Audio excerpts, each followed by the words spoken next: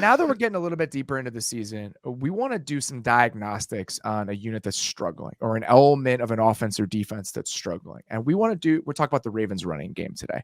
The Ravens, with the way we think about them, with Lamar Jackson, is this unbelievable rushing game where they're just dominating games on the ground.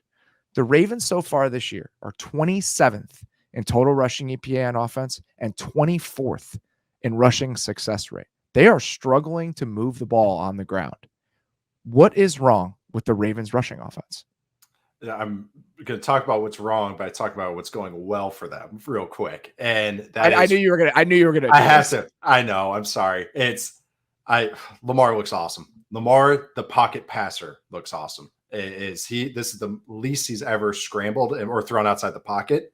This is the best he's ever been. Just EPA per drop back, all this stuff. And why I'm talking about that is this is the most Greg Roman in the Ravens offense under Greg Roman as offense coordinator has been under center. And I mean, it's not even close. The Ravens 2019, 2020, 2021 have 3 of the 4 lowest rates under center of any football team. The 2022 Cardinals are the 4th team in there. And why that matters is because you're losing the element of the quarterback read game in the run game. And why that matters is because that was the easy button. That was the cheat code for this offense. And it made sense. Lamar's legs, sounds weird here, but Lamar's running ability is one of the greatest weapons in the entire NFL. Now his arm has become that and his intelligence has become that, but they have kind of literally kneecapped the run game by doing this. So I think because this offense, they are missing J.K. Dobbins, they are missing Gus Edwards. So they're getting reinforcements soon. So I think J.K. Dobbins is coming back this week. But why that matters is because now their run game, now they can't run this option stuff where they're running power read. They still have it in there, but it's less of it.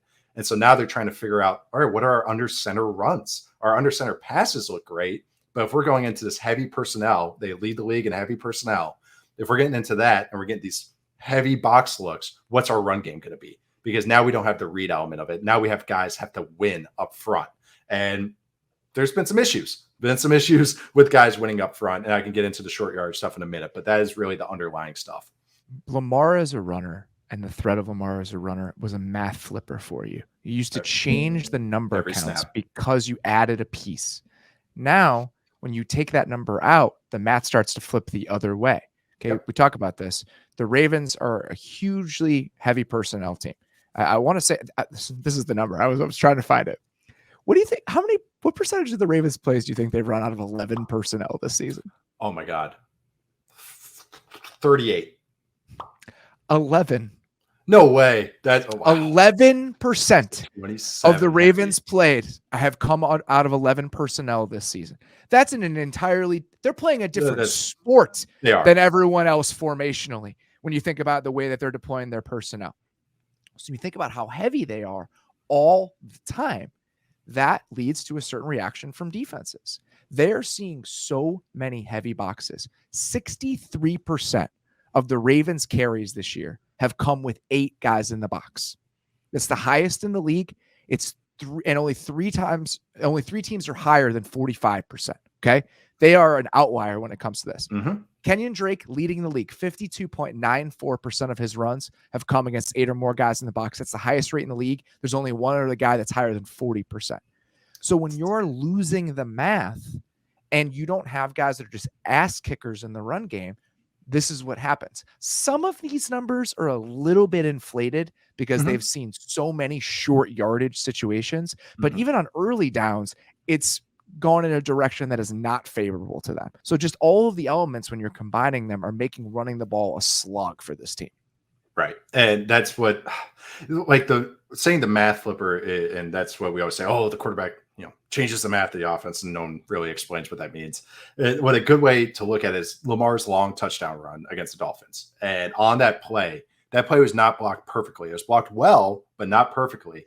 But the jet motion with Lamar in the gun took 2 defenders out of the picture, and then Lamar is an extra guy. So because one guy messed up on the Dolphins, it's a touchdown. Not just a nice play and a first down. It is a touchdown down the field because one guy on the defense messed up because he was supposed to have Lamar. Making the margin of error bigger for you and smaller for the defense. And when you're doing all these things against heavy boxes, you're making the margin for error super small for you. And that's what they're doing consistently. Yes. And that's such a great point. When the margin of error is so small for the offense and blocking is in these short yardage plays, we're always usually typically going to blame the offensive line for not running the ball well. Is Ben Powers is not great. I'll get that out of the way. But on these short yardage plays, at least two of them. One was the Lamar got stopped short and then they fumbled the snap on the next one. That one he got stopped short on. And then an earlier third and one that they had, the tight ends had a great double team. But then that double team, whenever you have a double team, one person's going to climb to the second level. So when we talk about chemistry and guys getting comfortable with each other, we're usually talking about like offensive linemen and the zone run game, but it applies to tight ends and tackles as well. So you have the tight ends double teaming, knocking the Dolphins D end like 4 yards deep, but no one climbs to the linebacker. So the Dolphins linebacker both times is just like in the hole, just waiting because no one climbed to him. That's why when you're saying margin of error is so small, there's no space. So if one guy's wrong, one guy's slow, one guy takes a bad angle, it's dead. It's a dead play. And that's what it's not even just a dead play where it's a 1 yard gain. It's a TFL. It's a guy gets not hit in the backfield. Whenever my dad's way of looking at good protection and good run game is how many times does the back get hit in the hole? And so like that, because that's where fumbles happen and that's where bad plays happen for the offense. The bad plays in this Ravens run game is there's a lot of the running back getting hit in the hole.